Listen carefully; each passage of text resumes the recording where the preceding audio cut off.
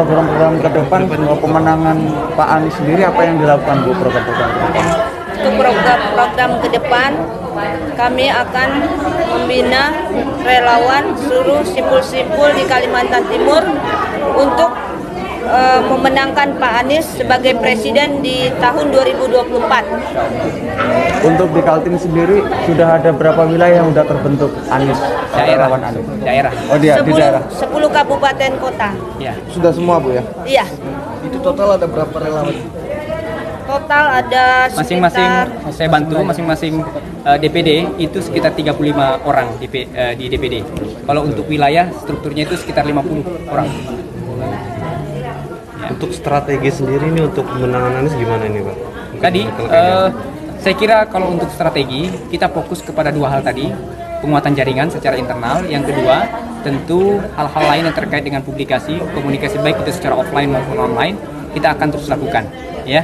Dan banyak-banyak seperti event yang dilakukan oleh teman-teman di Balikpapan kemarin 6 hari berturut-turut melakukan pesta rakyat. Itu salah satu bentuk bagian daripada media sosialisasi untuk mendekat kepada publik. Siapa Anies? Kira-kira begitu. Banyak hal nanti insya Allah program-program yang sifatnya langsung ke tengah-tengah publik. Kira-kira itu. Ada lagi? Ada rencana nggak mengundang Anies ke sini? Oh ya pasti. Perkenalkan ke masyarakat. Pasti. Tapi nanti setelah Mas Anies selesai dari Jakarta, selesai dari masa amanah beliau di Jakarta. Dan insya Allah itu memang target kita. Jadi target kami di DPP, insya Allah setelah Mas Anies tanggal 6 itu selesai di Balai Kota, kita berencana akan arak ke Jakarta International Stadium untuk kemudian mendeklarasikan secara resmi Mas Anies jadi calon presiden. Nah selepas itu kemudian kita akan langsung minta beliau untuk keliling Indonesia, termasuk tentu di Balikpapan. Insya Allah. Bang, apa yang mendasari Pak Anies itu diunggulkan sebagai calon presiden di 2024? Saya kira tadi seperti yang saya sampaikan, karena memang dari track record beliau selama hampir 5 tahun memimpin DKI, kebijakan yang beliau telurkan hampir bisa dipastikan itu pro rakyat.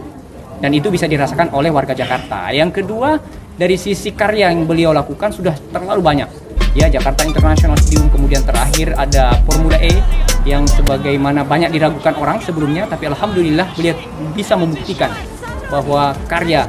Dan yang menariknya Jakarta International Stadium misalkan itu hasil 100% anak negeri. Berarti ya anak negeri ini bisa sebenarnya.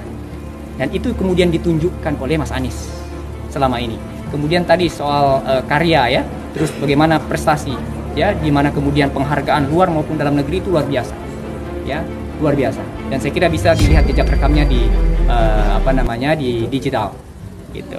Itu kira-kira kenapa kemudian kami percaya diri mengusung Mas Anies untuk calon presiden Republik Indonesia tahun 2024. Bu.